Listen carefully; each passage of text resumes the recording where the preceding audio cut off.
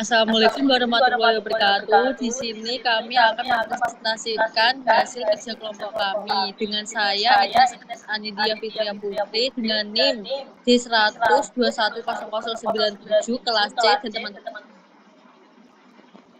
Nanda Bibian dengan NIM D100210087 kelas C.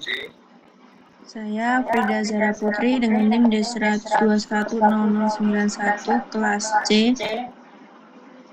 Dengan saya Rahma Firunisa dengan NIM D1210188 kelas C. Wahyu Bali Kurniawan dengan NIM D1210098 kelas C. Kami di sini ingin mempresentasikan hasil tugas kelompok kami yang berupa beberapa pertanyaan berikut. Yang pertama ada konsep keamanan dalam perencanaan beton bertulang. Yang kedua ada beban apa sajakah yang digunakan dalam perencanaan struktur beton bertulang. Sebutkan kombinasinya dan SNI apa yang digunakan dalam penentuan kombinasi beban tersebut. Yang ketiga ada dalam perencanaan balok portal, informasi gaya apa saja yang digunakan dalam perancangan tulangan. Yang keempat, carilah informasi terkait preliminary dimensi balok dalam perancangan balok portal. Yang pertama ada konsep keamanan dalam perancangan struktur beton bertulang. Yang pertama ada metode tegangan kerja atau teori elastik. Merupakan potongan penampang pada elemen struktur direncanakan dengan asumsi adanya hubungan tegangan-regangan secara garis lurus untuk memastikan pada saat beban bekerja, tegangan pada baja tulangan dan beton tidak melampaui tegangan-tegangan izin yang diperkenankan. Yang kedua, metode kekuatan batas atau ultimate strength design. Penampang melintang pada elemen struktur direncanakan dengan memperhitungkan perilaku regangan inelastik sampai dicapai batas maksimum kekuatan material atau kekuatan beton diperhitungkan sampai batas kuat tekan ultimate dan baja tulangan diperhitungkan sampai dicapai tegangan lalai. Yang ketiga ada metode kekuatan dan kemampuan layan strength and feasibility. Untuk memperoleh hasil perencanaan yang memuaskan, lebar retak dan defleksi dikontrol untuk memastikan masih dalam rentang aman yang rasional. Prosedur inilah yang terkait erat dengan menggunakan teori elastik.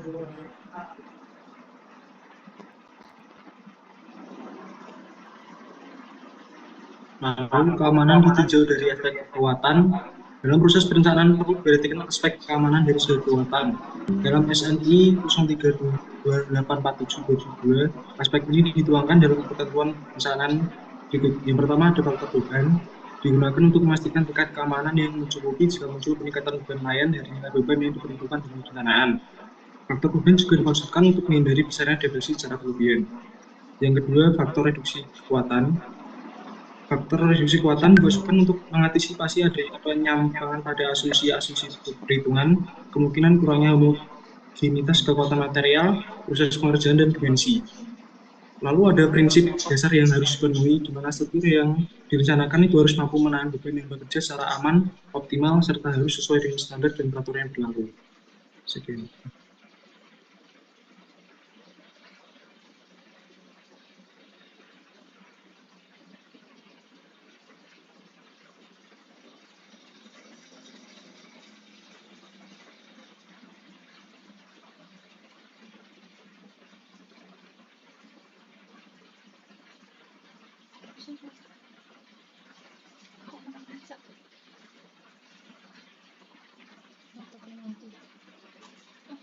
Untuk soal yang kedua, yaitu tentang beban yang digunakan dalam perancangan struktur beton bertulang.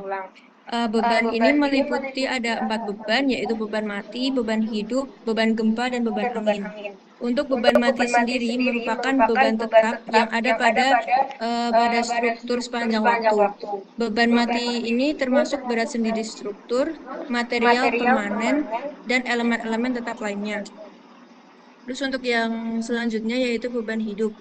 Untuk beban hidup merupakan beban yang dapat berubah atau berpindah di atas struktur.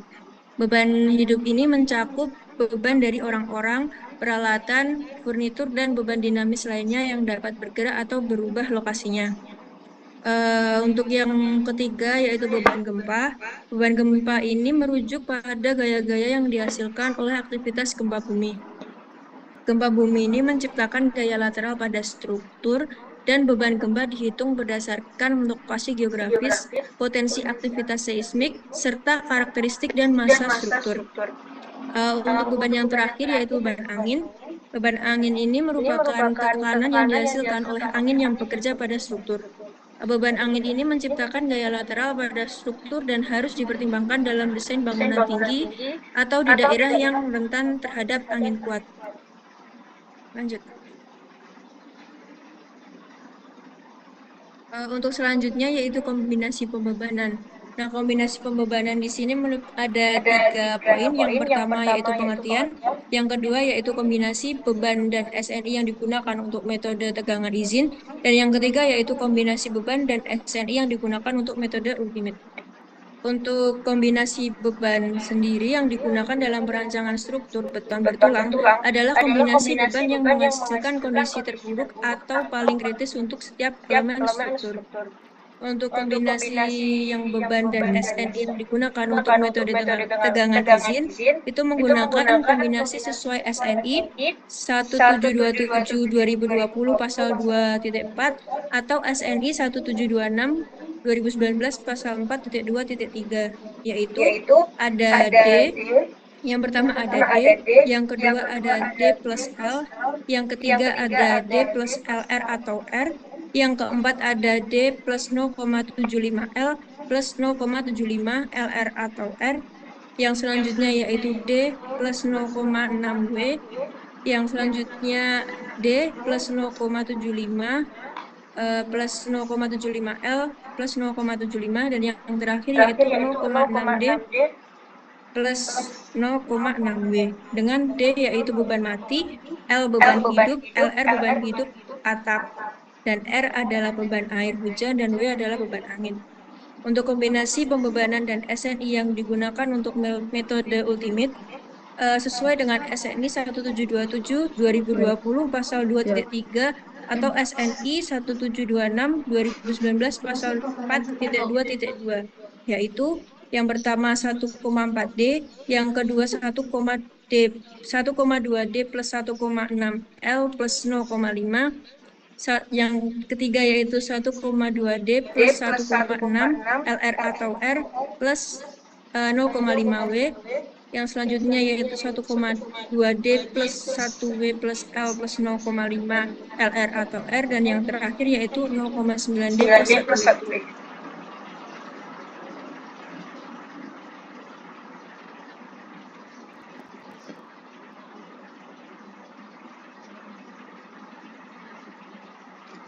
Untuk selanjutnya, pertanyaan nomor 3, gaya yang bekerja pada penulangan balok. Gaya yang bekerja pada penulangan balok portal mencakup beberapa gaya dasar yang perlu dipertimbangkan dalam desain struktur tersebut. Ada 3 gaya yang digunakan, yaitu 1 gaya geser, 2 gaya aksial, yang ketiga gaya torsi. Untuk gaya geser merupakan gaya yang bekerja sejajar dengan permukaan balok. Biasanya terjadi karena adanya beban lateral seperti beban angin atau gempa, yang menyebabkan bagian atas dan bawah balok portal bergeser relatif satu sama lain. Gaya geser ini dapat mempengaruhi kestabilan dan integritas struktural balok portal. Yang kedua, gaya aksial. Gaya yang bekerja sepanjang sumbu panjang balok tersebut dengan arah menyilang atau sejajar dengan panjang balok. Gaya ini berasal dari beban vertikal seperti beban mati dan beban hidup yang diterapkan pada struktur balok portal. Pada balok portal, gaya aksial dapat muncul di bagian atas dan bawah balok, tergantung pada distribusi beban vertikal dan konfigurasi struktur. Gaya aksial di bagian atas balok dapat bersifat tarik, sementara di bagian bawah balok bersifat tekan. Yang ketiga, gaya torsi. Gaya torsi merupakan gaya rotasional atau momen torsi yang bekerja pada elemen-elemen struktur balok portal. Gaya torsi timbul karena berbagai faktor, seperti ketidaksimetrisan beban, distribusi beban yang tidak merata, atau karena gaya lateral seperti angin atau gempa yang menyebabkan momen torsi pada struktur.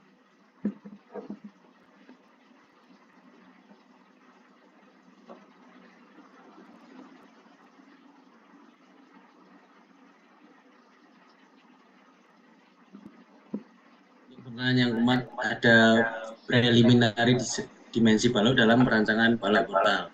Yang pertama ada pengertian dari preliminary design. Preliminary design merupakan tahap awal perancangan struktur gedung bertingkat. Setelah itu, dilakukan perhitungan dengan menggunakan aplikasi komputer untuk mendapatkan dimensi yang efektif dan kuat. Desain awal dimodalkan dalam program struktur dengan masukan pembebanan dan perletakan yang telah direncanakan. Jika setelah dilakukan analisis ternyata dimensi bagian pendukung bangunan tidak dapat menahan beban yang timbul, maka desain awal harus diubah. Selain itu, preliminary design juga dapat memberikan hasil yang optimal dalam menentukan kualitas material dan dimensi atau volume material yang digunakan, sehingga secara umum preliminary design dapat meningkatkan nilai ekonomi dan harga struktur. Kedua ada pengertian dari struktur portal. Struktur portal merupakan sistem konstruksi yang terdiri atas bagian-bagian struktur bangunan yang saling terhubung satu sama lain dengan fungsi sebagai penahan infrastruktur yang bekerja padanya. Portal merupakan struktur rangka utama dari gedung yang terdiri atas komponen-komponen balok dan kolom yang saling bertemu pada titik simpul atau buhul dan berfungsi sebagai penahan beban dari gedung. Untuk merencanakan portal yang berkualitas serta bermutu tinggi, maka diperlukan ketelitian dalam perhitungan. Berikut ada contoh dari preliminary dimensi balok dan perencanaan balok portal. Yang pertama ada contoh dari tinggi balok. Tinggi balok biasanya berkisar antara 1/12 dari bentang. Misalnya, jika bentang adalah 5 meter, maka tinggi penampang balok dapat dipilih sebesar 1/12 kali 5 meter, yaitu diperoleh dengan hasil sekitar 420 mm. Yang kedua ada lebar balok. Lebar balok biasanya berkisar antara setengah hingga 2/3 dari tinggi balok. Menggunakan contoh yang sebelumnya, lebar penampang balok dapat dipilih sebesar 2/3 kali 420 mm yang didapatkan 280 mm. Yang ketiga ada dimensi balok. Dimensi balok dalam sebuah studi, balok induk direncanakan dengan ukuran 50 kali 70 cm dan balok anak dengan ukuran 40 kali 60 cm.